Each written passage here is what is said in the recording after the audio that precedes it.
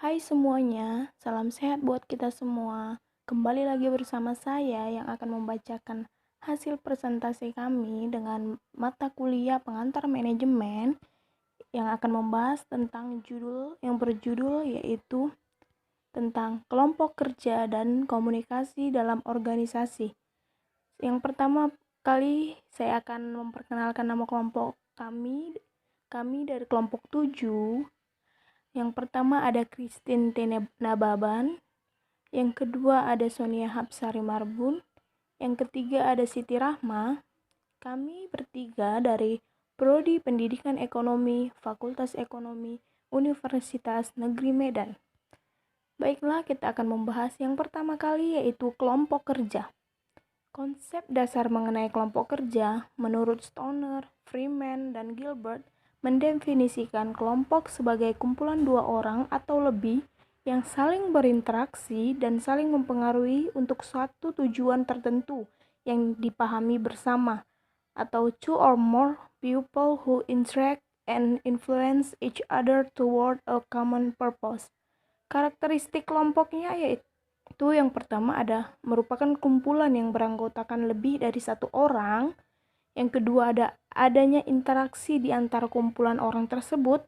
Yang ketiga adalah adanya tujuan bersama yang ingin dicapai. Selanjutnya ada kelompok kerja formal dan informal. Yang pertama kita akan membahas kelompok kerja formal dulu.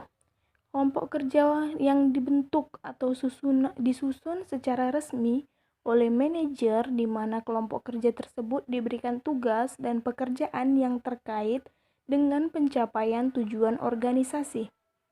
Selanjutnya ada kelompok kerja langsung, merupakan kelompok kerja yang disusun oleh manajer dan beranggotakan beberapa orang bawahan yang berada di bagian di mana manajer tersebut ditugaskan. Ada masuk ke kepanitiaan. Kepanitiaan adalah kelompok kerja yang disusun oleh manajer dan beranggotakan beberapa orang yang bisa berasal dari bagian yang sama atau juga dari bagian lain dari organisasi. Selanjutnya kita akan masuk ke dalam kelompok kerja informal. Kelompok kerja informal di sini adalah kelompok kerja yang disusun atau tersusun dengan sendirinya ketika beberapa anggota dari organisasi yang kegiatannya biasanya tidak terkait langsung dengan rencana-rencana rutin, namun secara tidak langsung akan mempengaruhi kinerja dari orang-orang dalam organisasi. Kelompok informal ini biasanya terbentuk dan dibentuk untuk memelihara budaya organisasi tertentu yang akan mendukung terpeliharanya kekompakan, persatuan, dan kinerja dari kelompok kerja formal.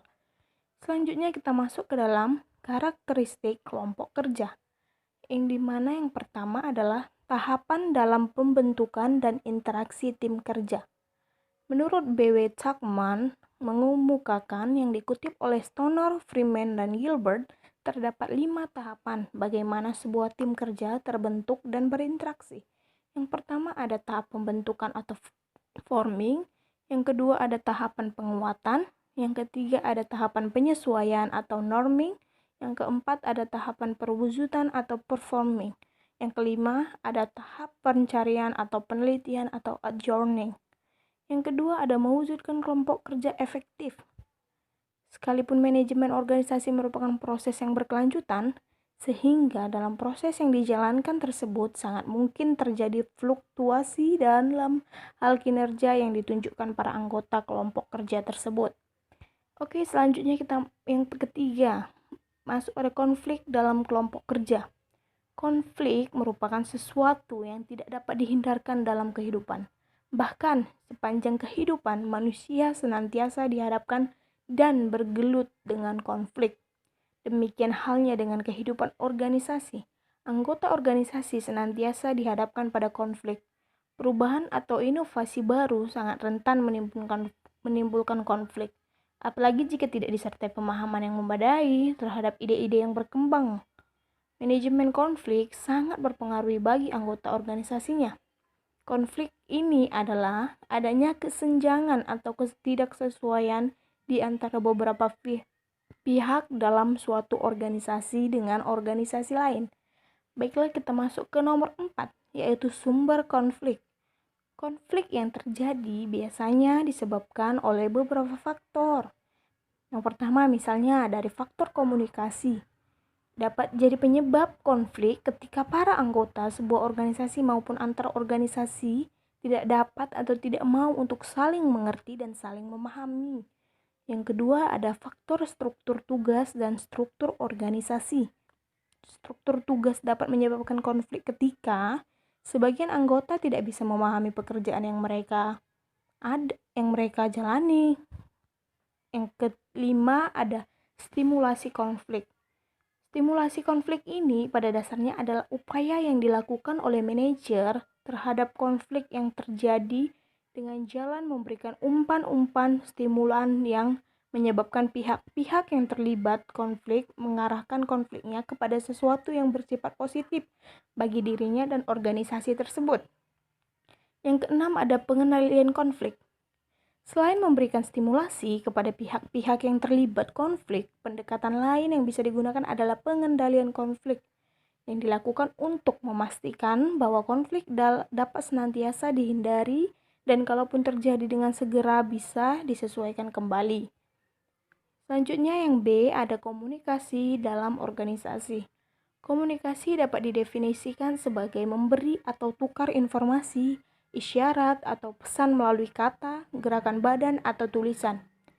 Definisi ini menandakan bahwa komunikasi sebagai suatu proses sepihak.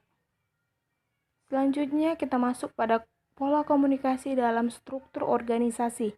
Pola komunikasi dalam struktur organisasi secara garis besar dapat berupa komunikasi vertikal dan komunikasi horizontal. Komunikasi vertikal di sini adalah komunikasi yang dilakukan oleh seseorang atau bagian yang berada pada tingkatan organisasi yang lebih tinggi dengan tingkatan yang lebih rendah atau juga sebaliknya. Selanjutnya, komunikasi vertikal biasanya dilakukan dalam hal komunikasi berupa pemberian tugas, pemberian arahan, maupun pelaporan. Sedangkan komunikasi horizontal di sini biasanya dilakukan antara seseorang dengan orang lain yang memiliki tingkatan organisasi yang sama. Baiklah, selanjutnya kita masuk kepada konflik dan komunikasi dalam organisasi.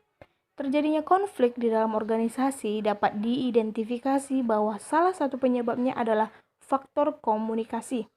Komunikasi yang tidak tepat atau yang salah akan menyebabkan akan terjadinya salah komunikasi atau salah persepsi atau sering dinamakan sebagai miscommunication, yaitu ketika komunikasi yang dilakukan tidak sesuai dengan apa yang sebenarnya ingin dikomunikasikan. Baiklah, mungkin ini saja yang bisa kami sampaikan di hasil presentasi kami ini. Kami dari kelompok 7 dari mata kuliah pengantar manajemen mengucapkan terima kasih banyak atas perhatian kalian semua yang sudah mau mendengarkan hasil presentasi kami. Thank you for watching this video. Bye.